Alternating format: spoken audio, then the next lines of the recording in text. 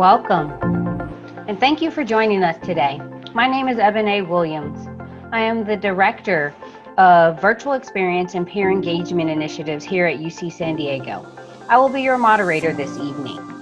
For this town hall, we have a group of panelists who are here to answer your questions that you have submitted about Return to Learn. Not all of your questions may be answered today, but we will do our best to make sure that there's a way for you to reference the answers that may be available using the Return to Learn website at UCSD. Please respect the fact that we have those limitations, but again, use the Q&A feature in order to get your questions answered. To begin our webinar today, our town hall today, I'd like to do a land acknowledgement. Our UC San Diego community holds great respect for the land and our original people of area where our campus is located. The university was built upon the unceded territory of the Kumeyaay Nation. Today, the Kumeyaay people continue to maintain their political sovereignty and cultural traditions as vital members of the San Diego community. We are honored to share this space with them. We're also mindful that COVID-19 pandemic has had a disproportionate impact on Native American and Black communities, and our campus is ready to provide necessary support for our students. With that, thank you for joining us today, and I'd like to welcome Chancellor Pradeep Khosla for opening remarks. Thank you, Ebonee. Good afternoon and welcome everybody. And what I want to do today is set the stage for this town hall and help my colleagues answer your questions. I know you have a lot of questions, and I also know that for the last 3 or 4 months, you've been hearing from the administration on a regular basis. So March 14th or something like that is the time when we flipped over to, because of COVID, to remote operations. And since then, our faculty have been busy. Initially, they were busy moving their courses to remote operations. The administration was busy managing a new mode of operation that we had no idea what it is and how to deal with. But over time, and quickly, so if I may say so, we actually learned a lot in the process. For the last about 3 months or so, we've been working very hard at thinking about what would a reopened campus look like, and how would one do this very safely. And here you have to bear with us, because literally I have never seen our understanding of any single disease or any single virus progress as fast as coronavirus 2. Over the last 3 months, literally on a day-to-day basis, we've been having a deeper and a better understanding of what the virus is, what the proteins are, how do they attack the human body, what is it that we can do about it, medications that we can use for managing the disease, potential medications that are actually in development right now. And our understanding has been growing so fast, it has been impacting our decision-making equally that fast. So what I have done is built a team of faculty members, staff, administrators, and we used to meet 3 times a week, then down to twice a week, and now down to once a week. And we talk about all of these issues. And through those conversations, our faculty came up with this notion of Return to Learn. Faculty members being Dr. Natasha Martin in public health, Dr. Chip Schooley in infectious diseases, Dr. Cheryl Anderson in public health, and Dr. Angela Sosha, who's also a faculty member in the School of Medicine and the director of our Student Health Services. They put their minds together and they came up with the following answer. So the question they were answering was, if we bring people together on campus, and God forbid there is a breakout, how soon can I detect a positive case when there are fewer than 10 positive cases on campus? And the reason the number 10 is important is because that's when the curve is still flat in terms of the exponential growth. And the answer was, if we test asymptomatic people on a monthly basis and about 70% or so every month, the likelihood is very high we'd be able to do that. And we've been refining that model literally on a daily basis since then. So where are we right now? We have a complete plan for reopening our education program. 70% online, 30% in person. And as students, you can be 100% online, but you cannot be 100% in person because there's going to be not enough courses. But enough courses in person for you to be on campus. Then you have a choice to make. Do you want to be on campus? Do you want to be off campus? Do you want to be in San Diego? Or do you want to be living with your parents, whichever state, city, state you are?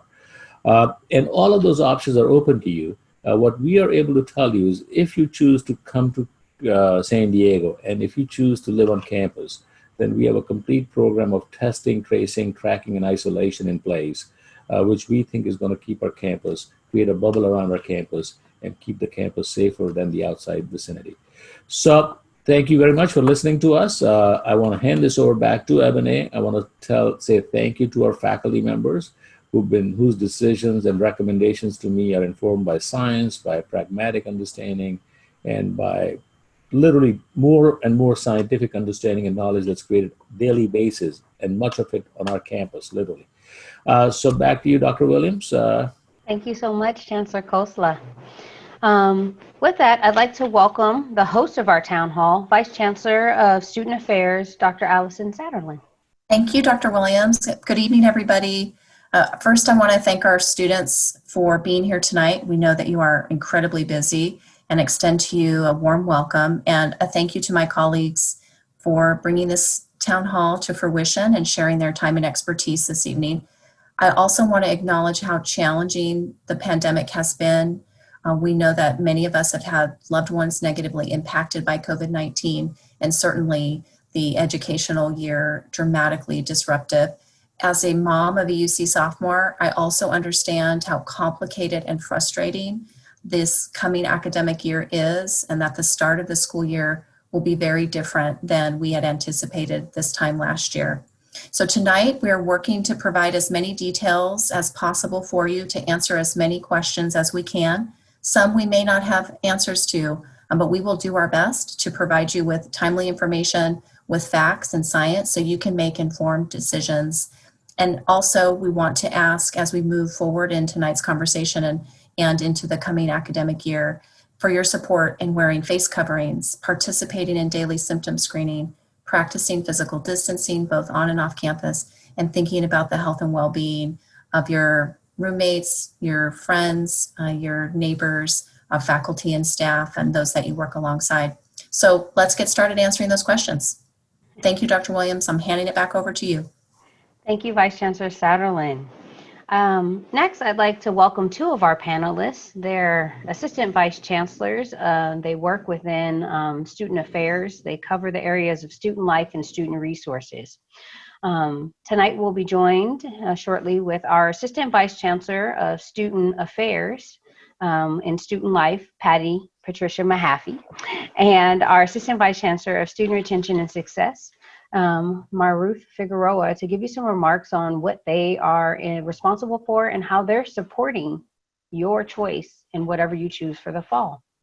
Dr. Figueroa. Thank you, Dr. Williams. We understand that learning in remote environment is new to many of us, and I commend all of you for persisting last quarter, as many of you engaged in remote learning, research, and in student life under unusually challenging times. In March, we quickly pivoted and moved our student support programs to a remote environment. And as we plan to return to learn, our student success services and programs are committed to helping you succeed. Various programs and services are open to our students, such as our virtual study jams, drop-in mentoring, tutoring, supplemental instruction, and student staff opportunities are available through the Commons, CAS, and OASIS. Undergraduate research opportunities are available, and you can book a virtual appointment with the Academic Enrichment Program, and our librarians are providing research consultations to help you get started. Lastly, we will be hosting a number of virtual events open to all and for specific groups such as transfer, military connected, and undocumented students that will connect you with peers, faculty, and staff to help build community. We are here to support you, and together we got this. Please visit our websites and get involved. And now I'd like to pass it to my colleague, AVC of Student Life, Patty. All right, thank you, Dr. Figueroa. And good evening, everybody. It's nice to be with you all. So, all of us in student life are really sensitive to the fact that many of you have a real strong desire to get connected and to stay connected and have a sense of community in this virtual world. And all of us in student life have been really focused on connecting and keeping you engaged with campus life despite the impacts of this virus.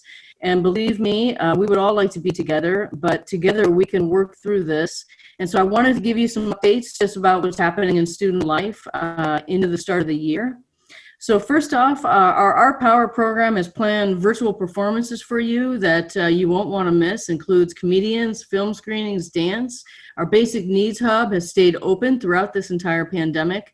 And we have 2 pantries on campus. We actually opened one, an extra one. And so that's fantastic over in Grad Family Housing.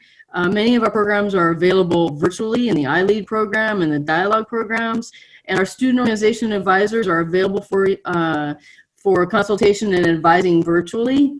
Our sorority and fraternity life is still really active. Our students have been super active over the summer planning what recruitment will look like and what events will look like. And really the best place to find out about everything that's going on is in our virtual student union, which we stood up pretty quickly right after the pandemic hit. And it's simply virtual student union at ucsd.edu. But it's a one-stop hub for you all to connect with each other, learn about the virtual activities that are happening across campus. Many of you might be familiar with Triton Fest, which is a very popular program. It's been around since 2014. And they're curating a line of different events with virtual performers and acts for the start of the new year. And our Price Center, Student Center, those are also open and accessible for takeaway food items. We've got outdoor dining spaces that we're really leveraging. So that includes expanding the Wi-Fi out there and expanding lighting and electrical outlets. We've been doing all that work over the summer. So we look forward to welcoming those of you that will be coming back to campus and help stay connected to our campus life. And I will turn it back over to you, Dr. Williams. Thank you so much. Thank you to both of our ABCs. That's great information, and I'm glad that we will have some great ways to connect and have resources for our students in the fall. Next, we, as you know, UC San Diego has 7 colleges, and that's one of the unique features of us being such a large public institution. Research 1, we still then have smaller ways for you to create community here. And we're joined today by a Dean of Academic Advising, Dr. Doug Easterly, will give you some input on how you can rely on your colleges and how you can lean on them for support through your time here. Doug? Hello, everyone. My name's Doug again. Access to services in the colleges. First of all, advising services will continue to work remotely in fall, so we will have both some sort of walk-in hours using Zoom set at each college, and have most of our most frequent openings through the Virtual Advising Center, which is where we saw a lot of our contacts last quarter. We actually saw more contacts from students last quarter than we did in winter. We will have reduced staffing in most of the advising offices and the student affairs offices right now because of a hiring freeze. So you may see some delays in answers from us, but we will be working on getting to you as soon as possible. We also anticipate it'll be a challenging quarter for incoming students, so we may be spending a lot of time working with them. We're trying to keep track and work with the campus about having enough courses with the right type of instruction for students who need either remote or on-campus courses, and that continues to be an issue. We have more students each quarter trying to enroll in over 22 units, so we're trying to automate that to get faster answers to students wishing to enroll in more units. We don't have any exceptions from the Academic Senate to our usual deadlines and grading policies, but we'll continue to work with them to see what kind of accommodations will continue, if any, in fall quarter. They've actually been very responsive to AS and student requests for accommodation. We are likely, again, not to academically disqualify students until spring quarter, because we understand that students will be going through more challenging issues. And even then, we saw fewer students that we would disqualify in spring because we were concerned that more students were facing real issues. And then finally, with more students in the fact, we have seen fewer students open up about challenges until grades have come in. So we want you to know that to reach out to us long before we end up in academic trouble, because we want to help respond when there's more flexibility in the kinds of responses we can have. However, the Academic Senate has really worked closely with the colleges when we've asked for exceptions, even things that we normally would not see. And we've found that this is a pretty good time for us to make sure that student needs are seen in much more flexible ways by our faculty.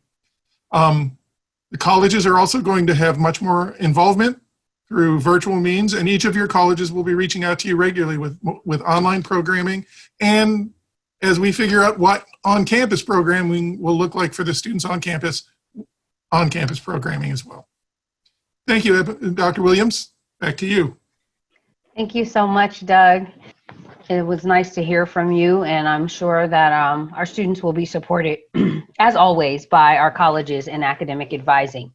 We got a lot of questions about financial aid. People want to know what's going on. So give us some important updates and some important deadlines and a little bit of information. We have financial aid here, Director of Financial Aid and Scholarship, Wanda Garcia. Thank you, Ebonee. I'm really pleased to be here this evening to try to provide as much financial aid information I can to you students.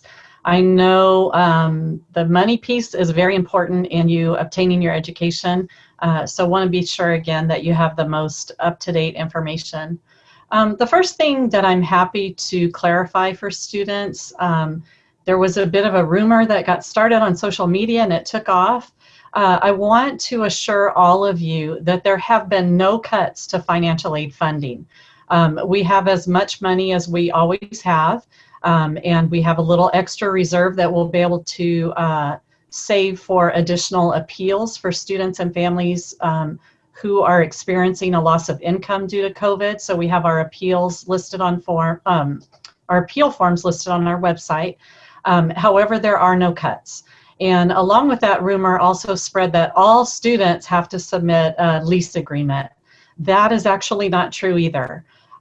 If students live with their parents or on campus, there is nothing they need to do.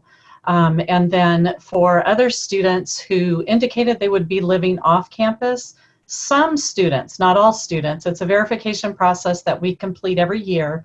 Those students may, if they received an email from us, need to submit a copy of their lease agreement. And that's so that we can confirm that you're living off campus rather than with your parents. So you only need to submit that lease if you received an email and if you are requested to do so. In regards to our financial aid packaging, we have the majority of those packages out already. I would say probably about 2/3 or so, a little bit more. We'll have the remainder out. I know my slide says by the end of August, but I think we'll have those out by the end of next week. And just keep in mind that once you have your financial aid award notice, you have to go online and accept any loans that you may want to receive. So any of the grant money we're going to automatically accept for you because we know you want that free money. But if you want or need a loan to help cover any of your other expenses, you have to go online and accept the loan. And once you accept it, if you're a first-time borrower, you then have to do a master promissory note and loan entrance counseling. So be sure you do that, or those loan funds are never going to disperse and cover your bill. So when is the money coming? Fall disbursement is scheduled to appear on your UC San Diego student billing account on September 22nd. So that's when you'll be able to see it actually on your account when you go on to Triton Link and look at your bill. If you have money in excess of what you owe the university, then you'll receive a check or a direct deposit. We encourage all students to sign up for direct deposit through Triton Link. That way the money goes directly to you instead of going out into the public mail system. That money should be refunded to you during the first week of class so that you can have that money to get you started. Going to leave it there and turn it back over to Ebonee. Thank you so much, Wanda. That's great information. I love when myths can be put to rest and they get started quickly. Next, we have Dr. Angela Socia, the Interim Director of Student Health and Wellbeing Services, to bring us an up-to-date situation on what's going on in our state, as well as talk about what some of our plans are to keep all of us safe for the fall. Dr. Socia? Sure. Thanks, Ebonee, and good evening, everyone. So I'm going to show you a little bit of the statistics of what's going on in San Diego right now. You see that San Diego reflects California, and somewhat it reflects what happened in the country. We saw a pretty significant increase in cases in July. That was concerning. There had been some liberalization of activities in San Diego Some more bars and restaurants were open. And unfortunately, I think we saw the impact of a premature opening and change in behavior, because we were doing very well in the preceding weeks and months. And there clearly was a rise in July. That brought some changes into play, and we are very encouraged because you'll notice the slope is coming down. And we are seeing the case numbers dropping. We are seeing the numbers hospitalized dropping as well. So that's very encouraging. We believe this improvement in behavior, the more consistent masking and respect for physical distancing, is the really why this improvement is being seen. We're very optimistic we will continue to see this trend. We will watch it very carefully. Another thing to think about as you're watching this information is what's called the percent positivity. And if you look early on in the pandemic, the rate of 8%, 7%, it was pretty high because we only had limited testing and we only tested very sick individuals. We didn't have mild symptom testing. We didn't have asymptomatic testing. And so the rate was very high. It then settled down. But what you see in July is the number went back up. That's not really because we had more symptoms. I mean, we had more testing available. That's because we had individuals who were starting to have more viral activity. So it parallels what you see on the left. But also you see it is starting to come down again. And so we're encouraged by a positivity rate dropping as well, slowly, and we hope the slow, steady drop continues. That also is a reflection of an improvement in viral activity in our community. But you will notice on the far right that the young adult population has been impacted more. Some of their behaviors, which are pretty natural in young adults, are also kind of COVID or SARS-CoV-2 viral transmission. They actually let that virus move a little more. So gathering in bars, some of the social things that young adults certainly want to do are behaviors that can be vulnerable for them. So keep that in mind. So how are we trying to do this? So as the Chancellor mentioned, we are really blessed to have incredible depth of scientific knowledge and all kinds of talent within our campus. People have worked very hard to develop a plan which is thoughtful, is comprehensive, and has really three core elements to it. One of them is reducing the risk of the virus being around our community. The second is picking it up early through early detection programs. And the third is caring for the individuals of our community who, through no fault of their own or somehow acquire this virus and need care and support. And so how do we take care of our community? Underneath this is a clear recognition that this is a very dynamic and changing situation. The science is changing. We are actually contributing to the scientific knowledge. We have individuals working on clinical trials and vaccine development. So this science is moving rapidly. Also, the picture of the viral activity is changing dramatically. So we're taking all of those things into account, and we'll make adjustments every day, every week as we need to. So how are we trying to figure about the campus? One of the things is we need to use engineering models and scientific information to decide how do we sort of populate the campus? How do we work on housing? So for students, we're going from triples down to doubles. And in fact, we've reduced the number of doubles that could be, and some of those will be converted to singles. There will be some limited doubles in some of the larger spaces with separations of the beds as well. We have to think about classroom sizes, de-densifying areas that students gather in a classroom space so there is plenty of distance between them, as well as activities. Right now, San Diego does not let us have large gatherings. We expect that that will change, and that will support our ability to have our in-person, small-sized, distance classroom activities for in-person learning. So while today we might be in a more remote situation, we will be paying attention to San Diego County guidance. We have to follow that, and we will allow as much safe gathering as possible, and that applies to learning situations as well. We're going to be very adaptive to that. Next slide, please. So physical distancing, we're using marking, we're separating seats, we're doing a bunch of things there to help with that, to make it easier to keep that separation. Hand sanitizer stations have been placed throughout the campus. Easy access to hand sanitizer in all the residential spaces. Masking will be required except when you are in your personal residence and when you're out on campus, except of course if you're swimming or you need to eat or you're in your personal office. I think it's important that students sort of think very carefully about where their living space will be, whether it's on campus or off campus. We're viewing that space as your temporary household, much like you may be at home in a household.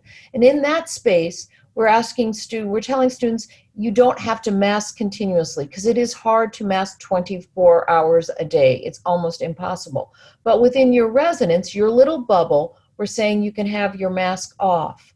There is a small chance of exposure if someone in that household does become ill with the virus, but it should stay confined to a very small number of people, and we should easily be able to determine that. So as you think about your off-campus living and your behaviors, it's important to respect the small space that you may choose not to mask. Otherwise, when you're out of that small space, please be always masked. It makes a huge difference. Wiping down surfaces makes a difference. Some things to be careful about: don't share drinks. Don't share food or utensils. These are ways to avoid your acquiring the virus. If you want to meet up with your friends because you haven't seen them, you're meeting new friends, do it outside. Do it with distancing. Outside is clearly your friend. Distance is your friend. That is how you will protect yourself and your friends. So how are we trying to continue some more details about this plan? How are we going to identify viral activity? One of the things we'll be doing is environmental sampling. So we'll be checking the waste that is coming out of our buildings. If we see viral activity, we'll do some extra testing of the residents of that building or the research people using that building. So we'll go into that space and do some more proactive surveillance. Asymptomatic surveillance is what we call it, or asymptomatic testing is a better term. We're doing some periodic testing. The plan in the fall is it will be periodic. What have we been doing about asymptomatic testing over the summer? As you well know, there are individuals who don't have symptoms, but they actually are shedding virus. So we can't rely only on symptomatic testing if we're going to find viral activity. So what we're doing is working on some asymptomatic baseline testing over the course of the summer. We don't have large access to that testing right now, so we've been limited in the number of asymptomatic tests, so we've had to do this in a staggered approach. We will be increasing capacity though. So over the next month, a month from now, we'll have 1,000 more asymptomatic tests. Within a few weeks after that, number will go up by 3,000 to 4,000. So with that capacity of asymptomatic testing, our periodic plan for routine testing that the Chancellor mentioned will go into play. The exact timing of how frequently we'll test the students will be a risk-based model. That will be true with the faculty and staff. So there may be some groups that are tested more frequently, others a little less frequently. But we will be periodically asking every individual to test for viral activity so that you aren't one of the people that inadvertently is shedding virus and exposing others. Or if you are, we quickly can limit the number of individuals that are exposed. So we just have been testing student employees this summer, and today we actually asked the on-campus students to consider signing up for testing over the next few weeks for on-campus students. We will be opening that up to all of the off-campus students in September, and we'll be asking students who are coming onto campus for the first time to establish residence to test upon arrival. So there are plans to bring all the student population into a one-time baseline test, and then with the fall quarter, we will move into periodic testing for asymptomatics. In the meantime, around this background of all of this, we've had ready access to symptomatic testing. So any of our students who have had symptoms, been exposed to an individual, or someone in their household is unfortunately has acquired the virus, we can offer symptomatic testing. We can do it same day, next day if you can't come in, and we have results back in 24 to 36 hours. We do this through the University Health System's CALM laboratory. We're great to have this ability to get this testing, and it will show up in your My Student chart. So make sure you have registered in your My Student chart. You have the app on your phone. That is how we'll be communicating with you. That will make easy access to scheduling testing as well. So we always have had and will continue to have support for any student who has symptoms to be able to make the diagnosis. What happens if, unfortunately, you should acquire this virus? If you're living on campus, we will offer you, if you're not living alone in a separate apartment, which most students are not, most are in an apartment situation, or you will be asked with other individuals, you will be asked to move to isolation housing. In that setting, you will be the only individual there. You'll have your own bedroom and your own bathroom. The housing and dining team will bring you meal services every day. The health team will be checking on you every day, and you'll be there for a period somewhere generally between 10 to 14 days, and then you'll be able to return. We've not had any of our students become so ill that they had to be hospitalized. Should that happen, we would actually recommend you go into the university health system because we know the quality and the safety of the care and the access to really strong COVID support and care. So that's what would happen. Now, what if you're living off campus? Well, here the same thing. We'd instruct you on isolation, which ideally means you stay in one room, a sick room, and you have only use one bathroom. That may be a little tricky for people that are living off campus, so we've made arrangements if you want to leave your space for hotels to give you less expensive housing less expensive hotel rates. So we are trying to support our students both on campus and off campus. And we will have very deep contact tracing so we can notify anyone who may have been exposed. So I'll be able to answer your questions in a few minutes. And Ebonee, back to the team. Thank you so much, Dr. Sosha. You gave such a rich, deep list of answers that I think answered some of our team's questions. During registration, all attendees had the opportunity to submit questions for the panelists to answer. We have selected some of the most popular questions for the panel to answer today. If you have questions now, please feel free to use the Q&A chat box feature in Zoom. A reminder, although we will not be able to answer all questions today, we will do our best to answer the questions we can on the FAQs that are posted on the Return to Learn website after this webinar. We will now welcome all our panelists to turn on their cameras and join us for the beginning of a Q&A. Now, just to have some fun while they're pulling up their cameras, a question that was asked is, will you provide wipes and face masks to students that do not have access to them? Yes. We plan on giving masks out. We plan on giving face masks out. We also plan on providing cleaning materials for you within the dorms. We also have a regular routine for cleaning that will be happening within the residence halls. Dr. Sosha, would you like to add anything to that? You did it, Ebonee, you nailed it. We're going to make sure you have a mask. It'll be real easy to get one and plenty of tools to stay clean. Perfect. Thank you so much. With that, the first question is going to some hodgepodge of a group of us, so either Alysson, Doug, or myself. Do I need to return to San Diego for my studies, or will I be able to continue my learning remotely for this academic year? Yeah, depends on the instructional style of the courses you offer. Right now, there are courses that are offered in a range from in-person only, which is a very small number of courses.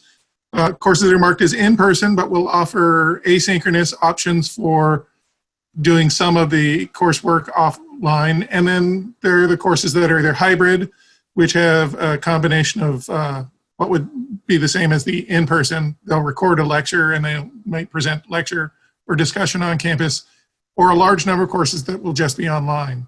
If you can't be on campus, you should, to the most of your ability, choose courses that are online or hybrid. But if you really can't be on campus and your course is only offered in person, you will need to talk to the professor to see what kind of accommodations they'll make for you if you're offline.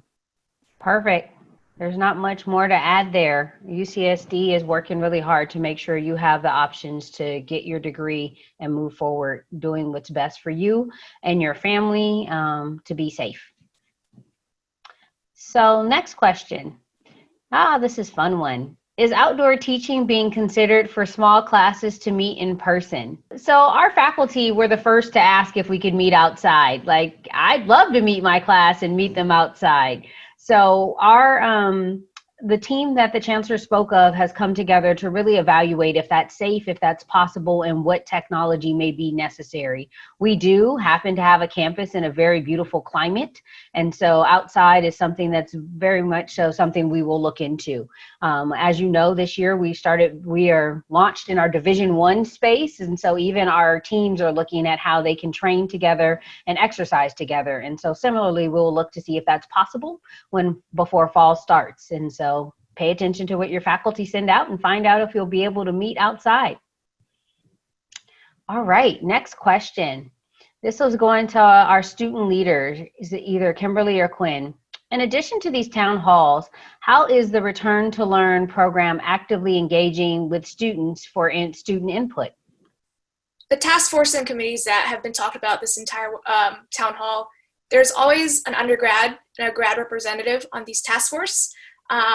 Personally, Quinn and I sit on a few of them, and we make sure that students are being represented. We're advocating for students at all of these meetings, and we're really just making sure that, administration hears students' our concerns and are addressing them. And this town hall was born out of one of our comments. So we assure you that we are representing you all in these task force and committees, and feel free to reach out to Quinn and I anytime. My email is aspresident@ucsd.edu with any questions or concerns you have, and I'll hand it over to Quinn.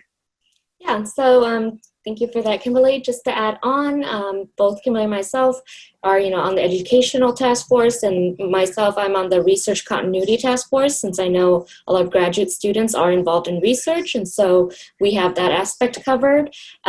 We are always welcoming questions. We have Q&A forms open, so please either go to our websites or email president@gsa.ucsd.edu, and we can make sure all of your concerns are addressed. Back to you, Dr. Williams. Yeah, thank you so much. So they didn't do this, so I'm going to do this. So Kimberly is your president of the Associated Students over undergrads, and Quinn is our president for this next academic year for the Graduate Student Association. And so they have joined us as of July, and previous to that, their predecessors were on committees with her, and they have showed some blind spots that we can have at times, and it's great to have that collection, and diversity and leadership and collaboration is the way that we're able to move forward. So it's been great to have them, and I hope you take advantage of their skills and information. The next question is going to Maruth. For students staying on campus, what study spots will be available for students? As mentioned previously, we are looking at a variety of spaces, both inside and outside, where we'll be allowing for physical distancing. For students to come together. So on the physical place, those are some things that we are going to be looking at, but also know that there will be virtual spaces for students to engage in study groups that are going to be accessible across a variety of student support services. So again, all this information will be shared with you all, but know that you will have both, for those who are on campus, opportunities to do it physically in a safe manner, and then also virtually. Thank you so much, Maruth.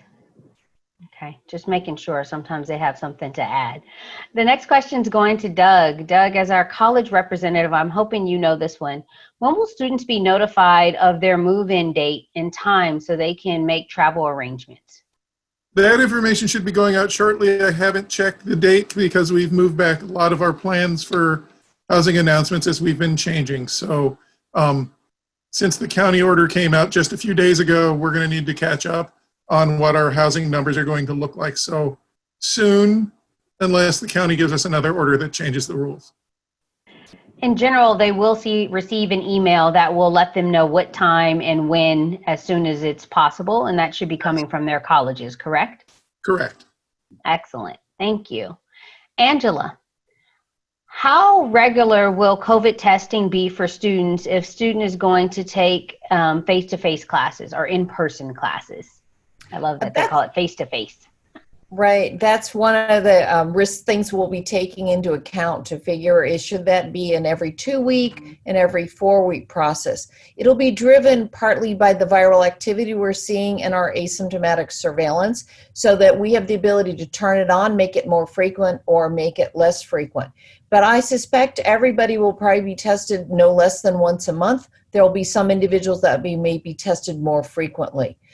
Similarly, if everything was remote, we still want to make sure you're safe because you're part of our community. If you're in the San Diego area, we will be testing you in this periodic process. So I want to make sure folks don't think that if you're a remote student not coming onto campus, you won't have any support. It will be there for you.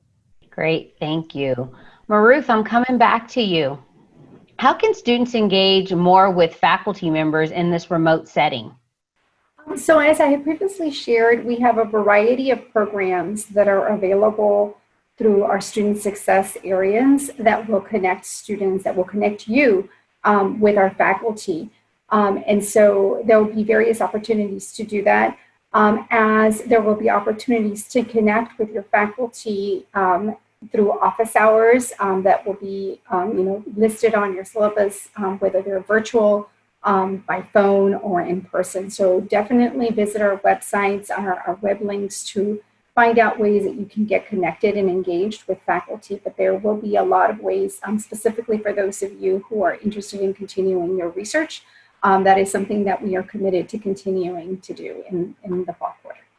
I'll also add that I know that some faculty, the way they're setting up their classes is that some of them are pre-recording their lectures and then using their class time to just answer questions and engage with students. So faculty are being very creative about what that looks like.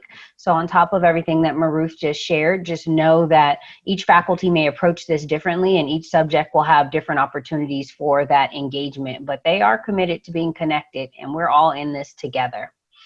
So there's a question about if you're immune compromised, are students required to attend class in person? Well, I think this is something where you should talk to the for disability accommodation. This is an accommodation request, basically. So that group, whether it's for housing accommodation, that's where I would go to get that support for that.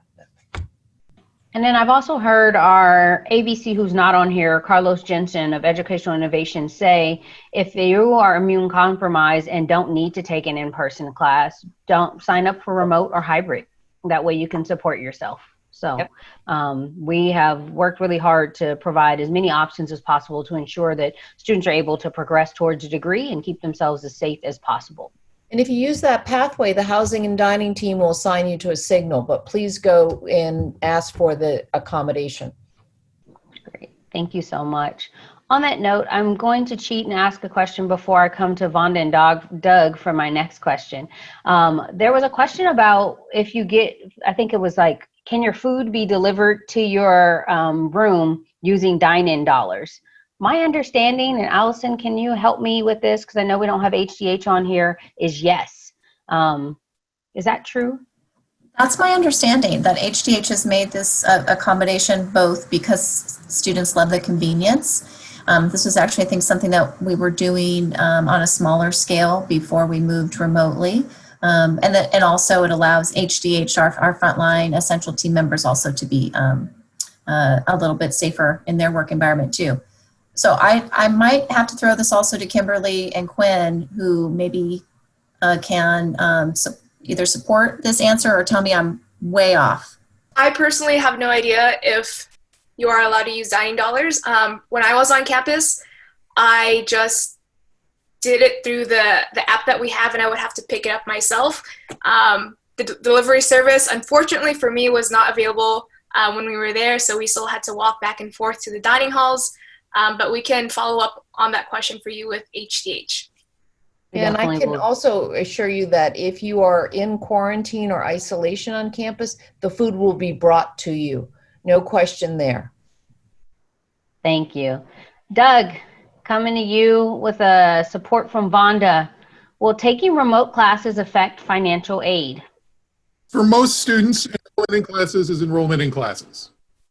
The only real limitations that we've ever had historically are ones that we're addressing already with international students. But I don't know of any limitations. Vonda, do you know of any about financial aid and online courses? No, during this time with COVID and remote instruction, however many units you enroll in are the units that you enroll in. I'll just put in a plug for this. Your financial aid is based on 12 units or more. So if you enroll in less than 12, that could impact your financial aid eligibility. And if you are not enrolled in at least 6, no financial aid will disperse. So be sure you pay attention to those units and how it will relate to your financial aid. Vonda, while I have you, another question people have are, if I am off campus, will my financial aid packet be different? And then I have a follow-on after that. So there's 3 different housing statuses that we use for the purpose of financial aid. And these are estimated cost of attendance because, of course, we don't know each and every individual student's cost of attendance depending on where they live. But we have a housing status for if you live with your parents, a different set of costs for if you live on campus, and a different cost for if you live off campus. So there is slight variation between each of those categories. The biggest is between on and off are very close, but living with your parents is roughly about $6,000 cheaper. And I think we can all understand why if you're not paying a monthly rent. So, and the cost of attendance is what drives your financial aid eligibility. So if you have a lower cost of attendance, you are going to get a lower financial aid package, but keep in mind you're going to have much lower expenses, which are you'll end up saving in the long run. It doesn't pay to move off campus just to be able to get that extra financial aid. So the second part of the question is, if I have to leave halfway through the quarter because of unforeseen circumstances with COVID-19, will that also adjust my financial aid packet? And you may not know the answer to this yet, but it's definitely a question that we've seen. From the financial aid perspective, at any point the student is changing their housing status during the academic year, we will make those adjustments. Thank you so much. Angela, coming back to you, what are the contingency plans for overrun student health or UC health, i.e. a spike possibly in COVID? We're adding staff. I think we're in very good shape for that. We're planning for it. Part of the staffing will support all of this testing. So the student health team is very active in that process and caring for the students. So we are expanding student health team capacity to be able to handle this. And we're also very good partners with our health system. So if we need extra help in a crunch, I know where to go get it from the team across the street. Thank you so much. That is why we're able to do what we're doing. Between the research experts we have, being attached to a medical school and having a hospital, I think that, you know, we're really using all of our resources here at UC San Diego to support what we're currently dealing with this pandemic. I have a question for one of our panelists who is not have a camera on right now. For Gabby Hoffman, who's joining us from International Student Program Office. How should international students staying abroad choose their courses in this unusual time? Sorry, I couldn't be on camera today. Hi, everybody. So for our international students who are staying abroad for the fall quarter, taking classes remotely, you should have access to the same tools to be able to enroll in classes. And we are encouraging you to still enroll in a full course load, that is 12 units for the term.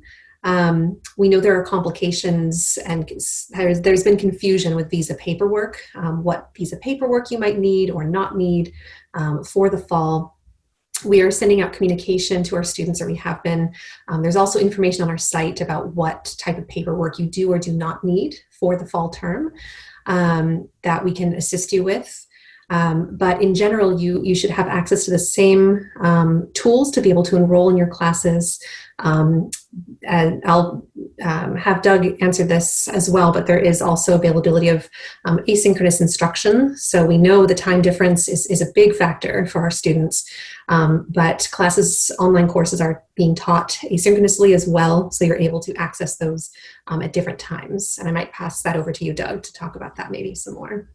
Hopefully, intuitive answer is that you should be prioritizing taking classes that are offered remotely or hybrid as your main courses, and only thinking about courses listed as in person if you have no other option and you have contacted the professor to make sure that you have arrangements for being able to complete all assignments.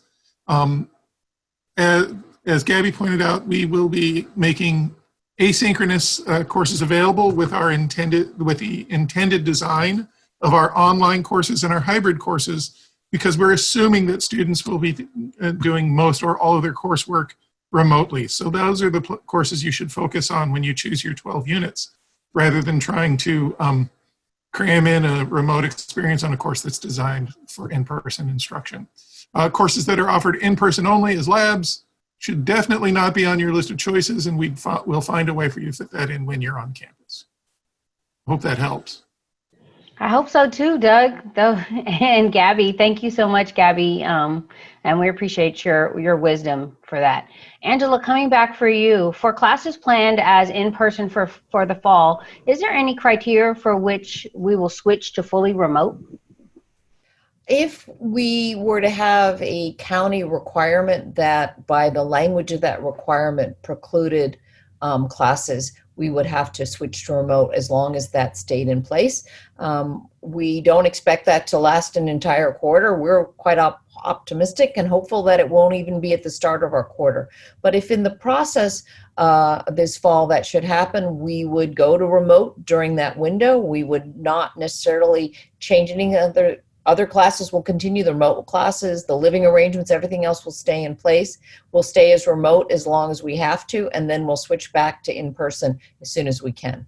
So the goal is to have those in-person opportunities. Thank you so much. And I really appreciate the campus creativity for allowing that opportunity, because there are students who need to be on our campus because their home life isn't supportive of them being academically successful. They want to be around other like-minded individuals who are pursuing similar goals.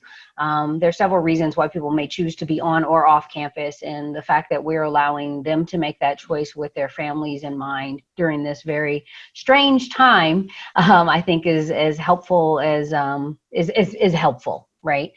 So I have a few questions for Vice Chancellor Satterlund. The first one is return to learn is happening. Students are paying student fees. Are there student fees going towards paying for this return to learn?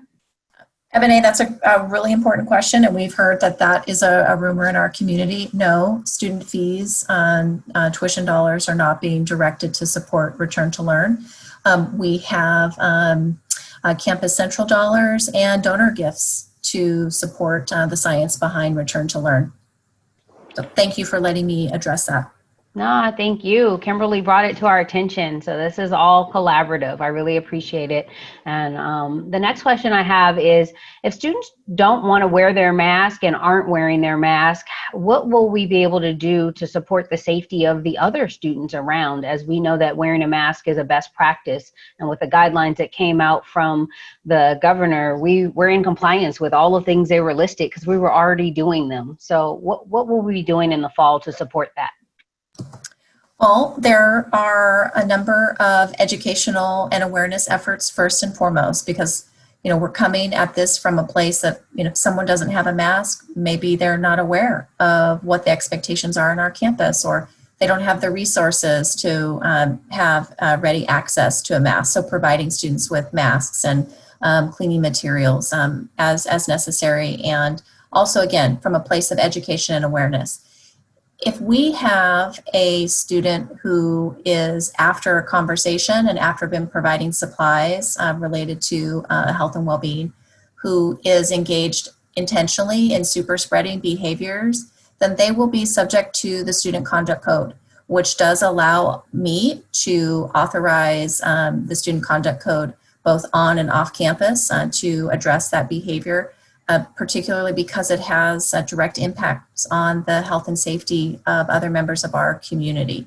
Our intention, though, is to reinforce this from a place of education and awareness, and making our students aware of the expectations, and to implement social norming campaigns, which we know have worked in public health for many, many decades. We have a robust and engaged peer health education team. We have models from other campuses and universities that we're looking at that utilize the talent of students to engage and support one another in good health behaviors. And we'll be using every tool available to us because this is our community and we have a responsibility to all of our students. And I would certainly open this up to Angela and Patty and Kimberly and Quinn, who may want to offer additional tools in this particular effort.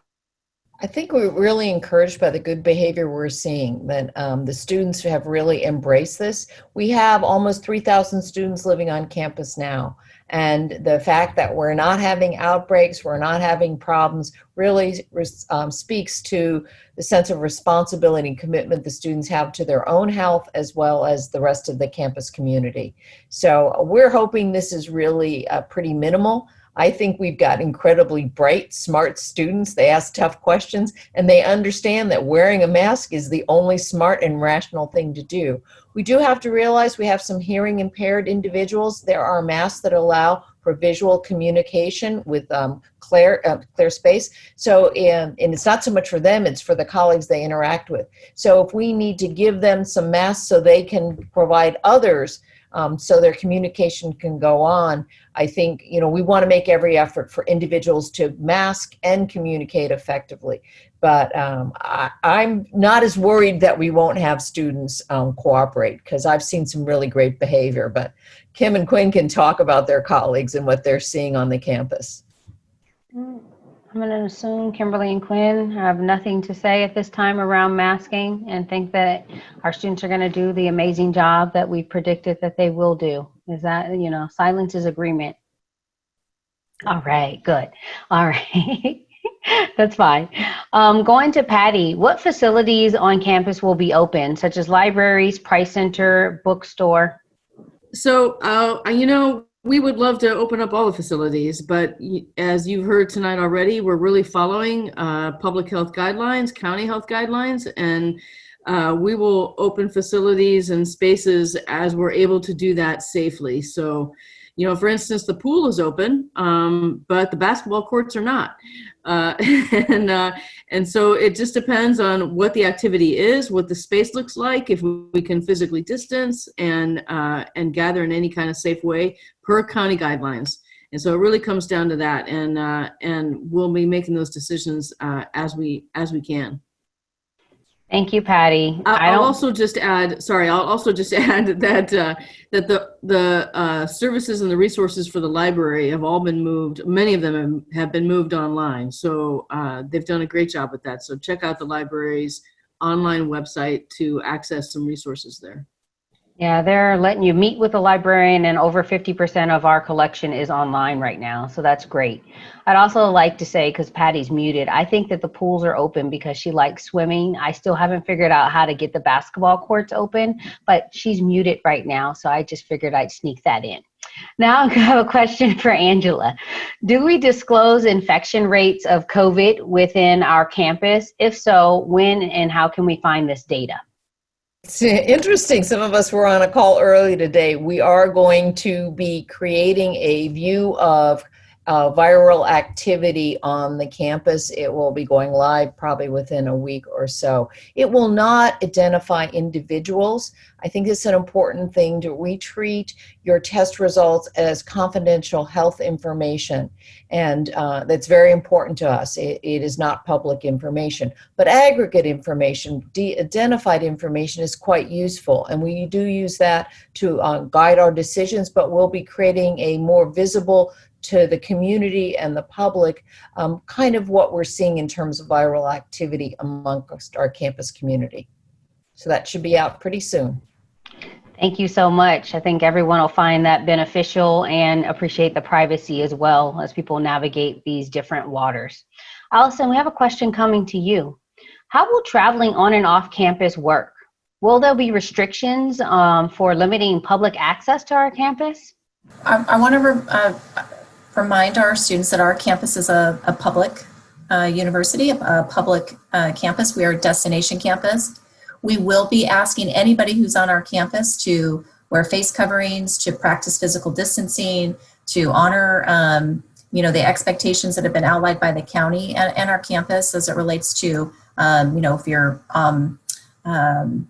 engaged in other conversations with folks, again, that you're keeping 6 feet apart, that you're practicing good hygiene while you're on the campus. We will not be able to, nor would we want to, restrict your movement.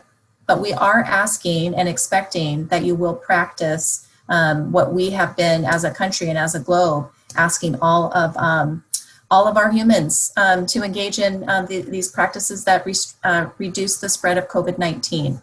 And that means just practicing common sense and not engaging in high-risk activities that might spread COVID to somebody that you don't know has an underlying health condition. Thank you, Vice Chancellor Satterlund.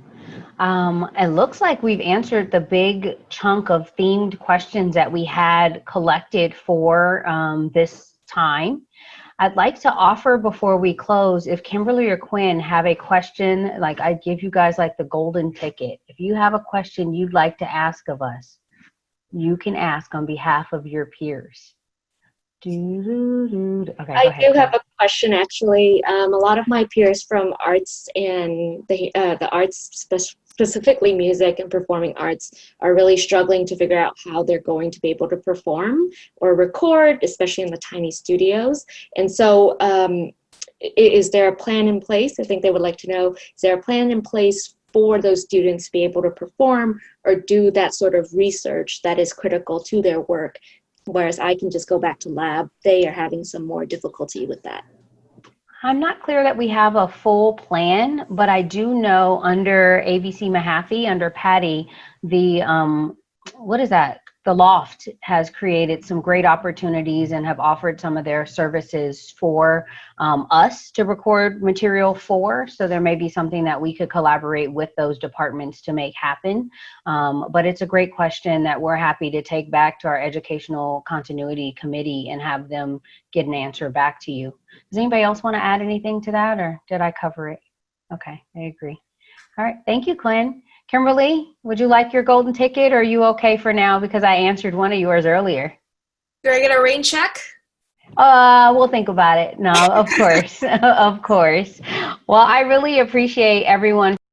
I'd like to thank all of our panelists. I'd like to thank all of our students for joining us. I hope we've answered some of your questions and your concerns. I hope we've addressed some of your fears and gave some peace, allowed for some thoughts about how you can have community moving forward. We thank everyone for your questions and being here. Remember that you can see FAQs posted on return2learn.ucsd.edu, no spaces in between there, for recording and answers to questions that we didn't address here, because some of them are very specific and unique to individuals. I encourage you to reach out to your colleges and other administrators. They're all interested in looking and talking to you, looking via Zoom, but talking and interacting with you and building that community. I think that's it. And I'd like you to thank you for UC San Diego students for attending. Next week, UC San Diego Executive Vice Chancellor and the Academic Senate Chair will be co-hosting a town hall for faculty. Also this week, we have several parent and family town halls. Several of us will be going to one of those right after this call. We had a great one yesterday, and we continue to plan holding these town halls on a regular basis. So please visit return2learn.ucsd.edu to stay informed, to get your questions answered, to pose questions, and to watch and share with your friends if you think this information was helpful and might alleviate some stress for them. I thank you all, and I'll see you next time. Hope you're having a great summer.